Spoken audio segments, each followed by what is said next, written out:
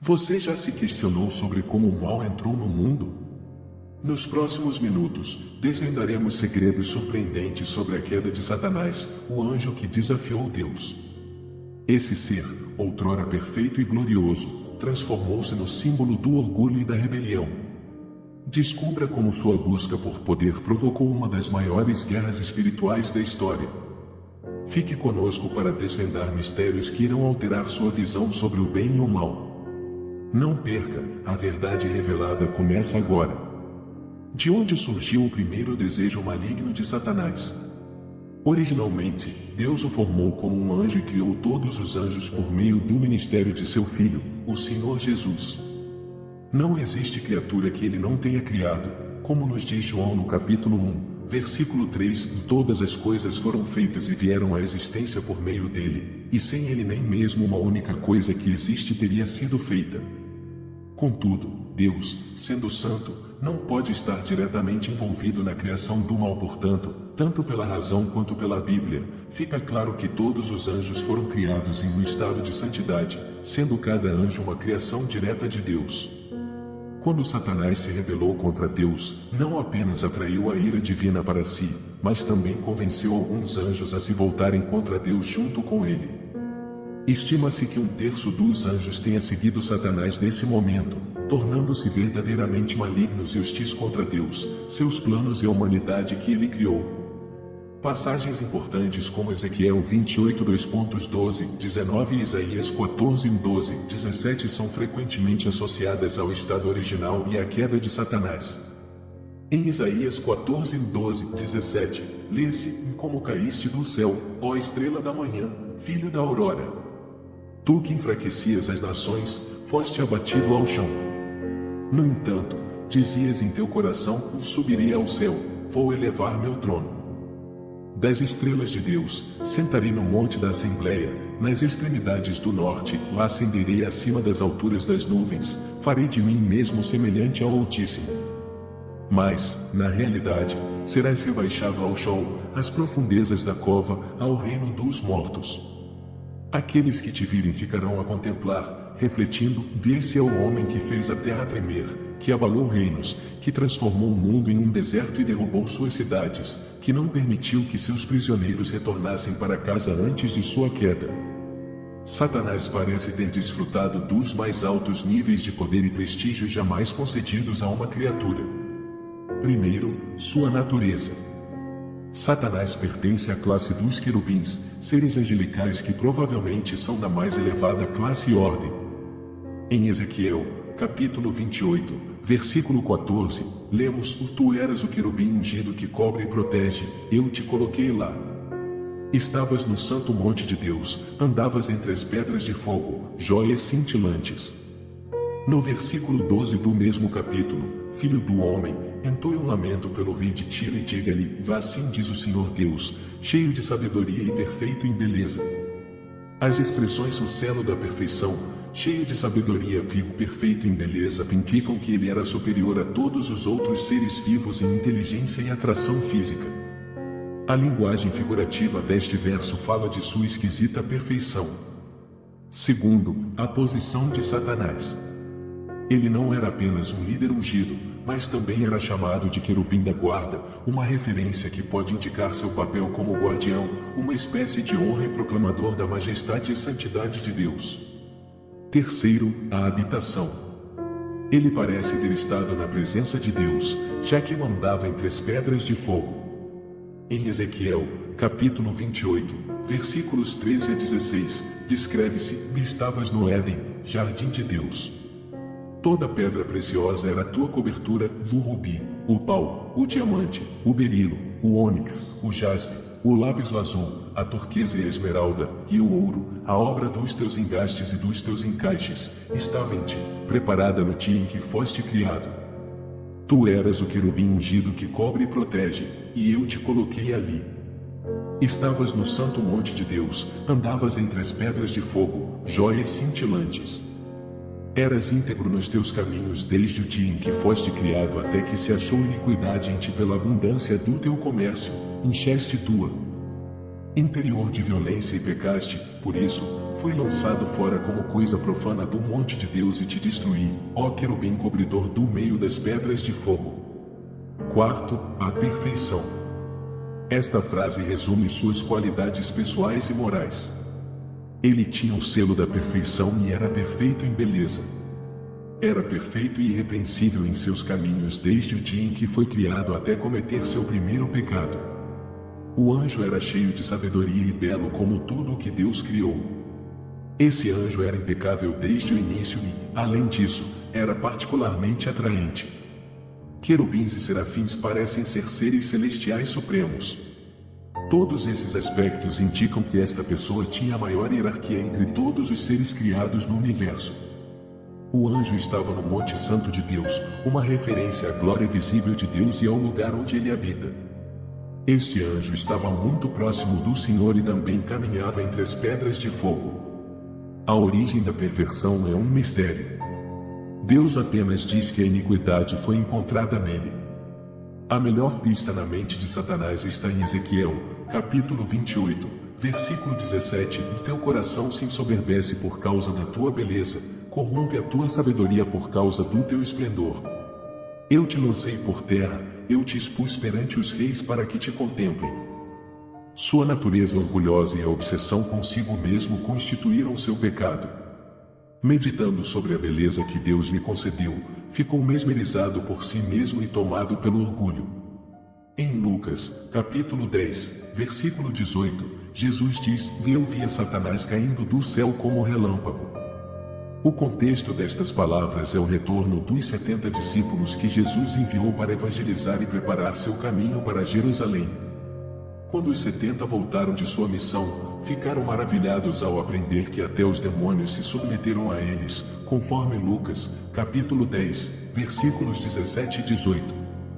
Os 70 retornaram com alegria, dizendo: Senhor, até os demônios se submetem a nós em teu nome. Jesus lhes respondeu: Eu vi Satanás cair do céu como um relâmpago. As palavras de Jesus são um alerta contra o orgulho, como se ele estivesse dizendo: sim, vocês estão exultantes porque até os demônios se submeteram a vocês, mas lembrem-se de que o orgulho é o pecado que origina todos os outros.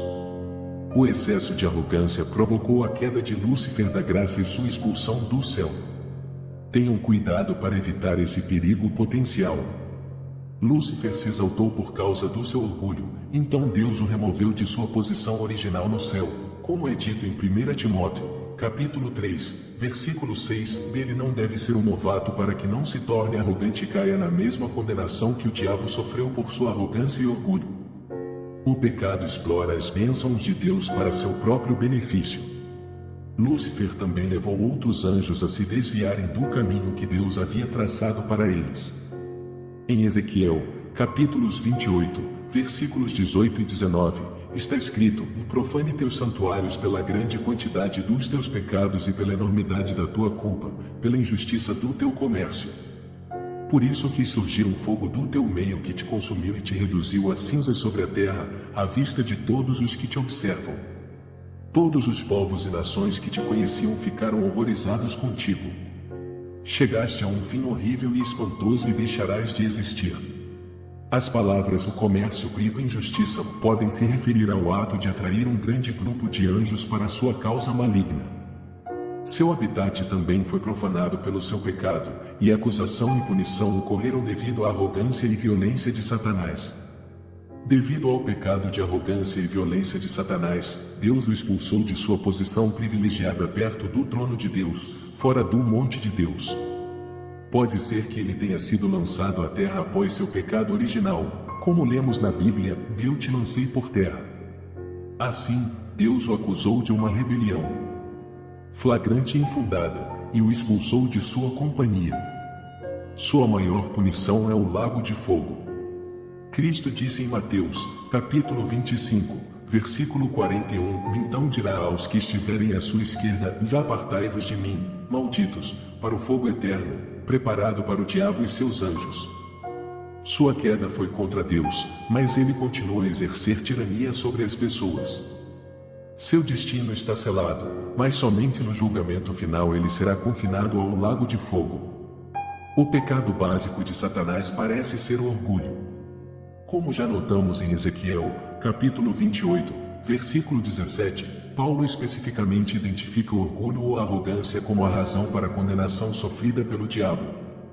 Em Ezequiel, capítulo 28, versículo 17, teu coração se ensoberbece, ó eu, por causa da tua beleza, corrompe a tua sabedoria por causa do teu esplendor. Eu te lancei por terra, eu te expus perante os reis, para que te contemplem. Isaías ilustra seu orgulho expresso em rebelião determinada.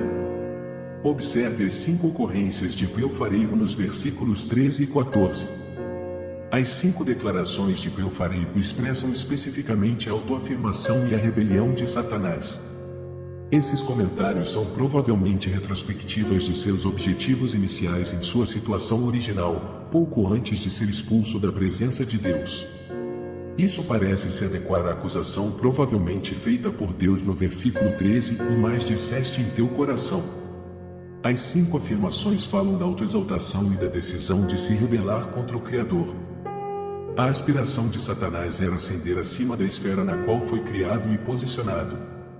Quando foi trazido à existência, ele declarou sua própria vontade contra a benevolente vontade do Altíssimo. Número 1. Eu subirei ao céu. Como Satanás tinha acesso à própria presença de Deus como o principal querubim, essa afirmação não significa que ele apenas visitaria, mas que residiria lá. Isso indica que ele buscava morar no local de habitação de Deus e provavelmente desejava ser reconhecido em um nível igual ao de Deus. Número 2. Eu exaltarei o meu trono acima das estrelas de Deus. As estrelas, como vimos, são referências aos anjos. Ele buscava governar sobre os assuntos, exercendo domínio sobre os anjos. Número 3. Eu me assentarei no monte da Assembleia. De acordo com Isaías, capítulo 2, versículo 2, e Salmos, capítulo 48, versículo 2, o Monte da Assembleia é um centro da administração do reino de Deus e parece associado ao governo terreno do Messias a partir de Jerusalém. Satanás também buscava governar sobre os assuntos humanos. Número 4. Eu subirei acima das alturas das nuvens. Lúcifer possuía uma magnífica glória dentro de si, que era um reflexo de seu Criador.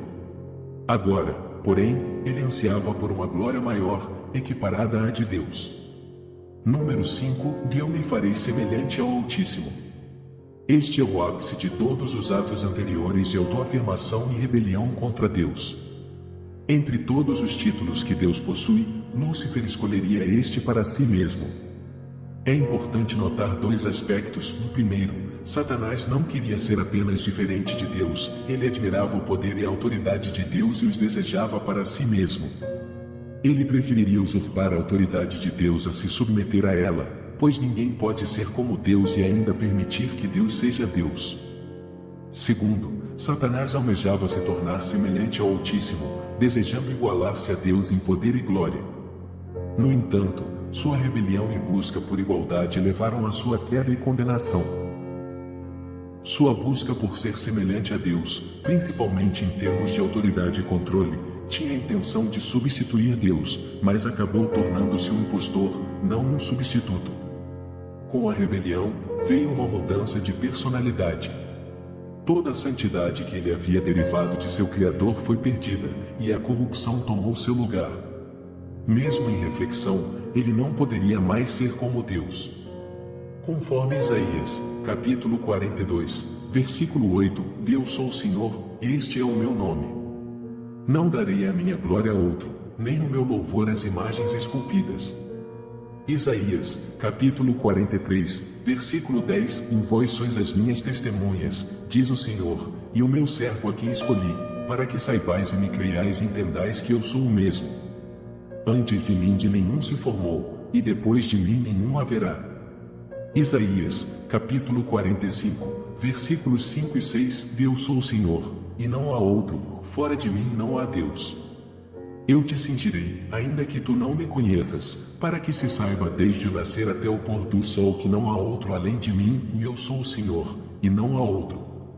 Isaías, capítulo 45, versículos 21 a dr. Apresentai a vossa causa, diz o Senhor, trazei as vossas provas, diz o rei de Jacó. Deixem-nos anunciar e apresentar juntos as evidências de que foram avisados do surgimento e da conquista de Ciro muito antes de acontecer. Quem o declarou desde o princípio não fui eu, o Senhor, e não há outro Deus além de mim, um Deus justo e salvador, ou não há outro além de mim. Pelo pecado de Satanás ser particularmente atroz, algumas razões incluem a ausência de exemplo anterior marcando o início de uma revolta contra o Santíssimo Deus, sua beleza e perfeição iniciais, o mais alto nível de sabedoria que possuía, a posição elevada que Deus lhe concedeu e a perfeição que deveria ter sido suficiente para manter sua lealdade. Lúcifer, a estrela da manhã, filho da alvorada, que brilhava com a luz santa de Deus, teve o privilégio de ter uma comunhão íntima com Deus. No entanto, ao tornar-se Satanás, o opositor de tudo o que Deus representa, ele reteve parte de sua dignidade, apesar de ser expulso de sua posição exaltada. Mesmo Miguel, o arcanjo, não ousou proferir contra ele um juízo difamatório, indicando que a influência e o poder de Satanás ainda eram sentidos. O julgamento de Deus teve que vir em sua retidão moral contra um pecado tão grande. O destino de Satanás é ser lançado no Sheol, nos recessos da cova, assim como todos os que o seguem, como mencionado em Isaías, capítulo 14, versículo 15, e mais de fato serás levado para o Sheol, aos recônditos da cova, a região dos mortos. Isaías, capítulo 24, versículos 21 e 22, descrevem o momento em que o Senhor visitará e punirá o exército do alto, os anjos caídos do céu, e os reis da terra sobre a terra. Eles serão ajuntados como prisioneiros, encerrados na prisão, e, depois de muitos dias, serão visitados e punidos. Quanto ao momento da queda de Satanás, não há uma revelação clara sobre quando exatamente ocorreu. Se assumirmos que os anjos faziam parte da criação em Gênesis 1, versículo 1, então a queda deles ocorreu após esse ponto. No entanto, é possível que os anjos tenham existido antes da criação dos céus e da terra, como indicam passagens como Jó, capítulo 38, versículo 7, quando as estrelas da manhã cantavam juntas e todos os filhos de Deus, os anjos, gritavam de alegria naquele tempo. Todos os anjos jubilaram com Deus na criação original dos céus e da terra, que era muito boa. Em algum momento após essa criação, Satanás e seus anjos caíram.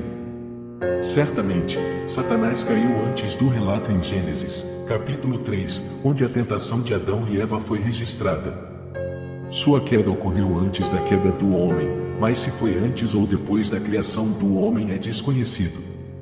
A Bíblia deixa claro que Satanás tem anjos que obedecem aos seus comandos e lutam por suas causas, como mencionado em Mateus, capítulo 12, versículos 24 a 26. Nessa passagem, Jesus responde aos fariseus, indicando que Satanás não pode expulsar a si mesmo, e que um reino dividido não pode subsistir. Em Mateus, capítulo 25, versículo 41, Jesus fala sobre o destino dos que estão à esquerda, dizendo que o fogo eterno está preparado para o diabo e seus anjos. Apocalipse, capítulo 12, versículo 7, descreve uma guerra no céu entre Miguel e seus anjos contra o dragão, Satanás, e seus anjos. A referência à iniquidade do teu comércio pode sugerir que Satanás vendeu sua causa rebelde a outros anjos, alinhando-se com seu plano de governar sobre eles. Isaías, capítulo 14, versículo 13, menciona como Satanás seduziu esses anjos, levando-os à condenação moral irreversível. A possibilidade de que até um terço de todos os anjos tenha seguido Satanás em sua rebelião é sugerida em Apocalipse, capítulo 12, versículo 4, onde a cauda do dragão arrasta a terça parte das estrelas do céu, lançando-as sobre a terra. Guardem Ezequiel capítulo 28 versículo 14, mas sua queda foi causada por seu próprio orgulho e rebelião contra Deus. A Bíblia retrata Deus como santo, justo e perfeito, sem promover ou perpetuar o pecado. Tiago capítulo 1 versículo 13 esclarece que Deus não pode ser tentado pelo mal, e Ele mesmo não tenta ninguém.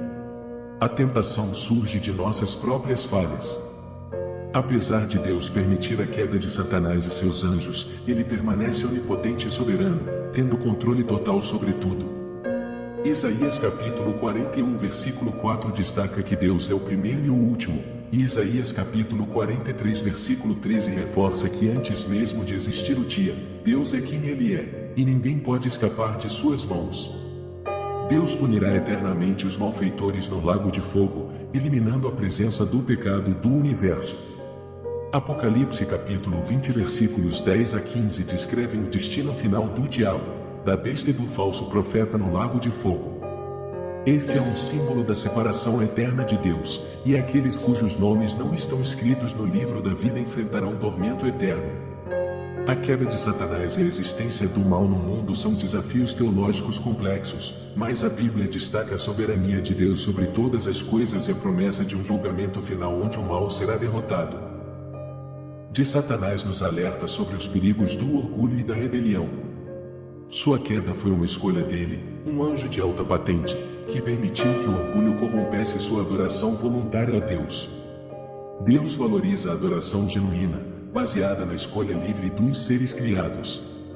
A capacidade de escolher é um dom de Deus, e Ele deseja um relacionamento voluntário com suas criaturas. Deus não força a adoração, mas deseja que a adoração provenha de corações que o escolhem livremente. No entanto, essa liberdade de escolha também permite a possibilidade de rebelião, como vimos no caso de Satanás. É crucial compreender que Satanás é uma criatura, não um equivalente a Deus, e não possui as qualidades divinas de onipotência ou onisciência. Ele é limitado em comparação com Deus. A história de Satanás destaca a importância de confiar que Deus está no controle, mesmo quando enfrentamos desafios causados pela rebelião e pelo mal. A queda de Satanás e sua posterior condenação ao lago de fogo servem como advertência. As pessoas também têm a capacidade de escolher adorar a Deus voluntariamente ou se rebelar, e suas escolhas determinarão seu destino eterno.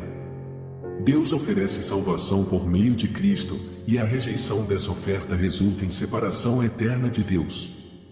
É uma chamada para humildade, obediência e confiança em Deus, o Senhor que controla todas as coisas. Encerramos assim nossa jornada épica pela história de Satanás, do anjo glorioso ao príncipe das trevas. Esta narrativa revela a importância da escolha livre, admoestando-nos sobre os perigos do orgulho e da rebelião. Contudo, podemos evitar os caminhos de Satanás em nossas vidas por meio do poder do Espírito Santo. Se este vídeo te surpreendeu, imagine as descobertas que ainda podem ser feitas. Inscreva-se no canal para mais conteúdos incríveis, deixe seu like, compartilhe e comente suas reflexões. Continue explorando nossos vídeos cheios de mistérios e sabedoria.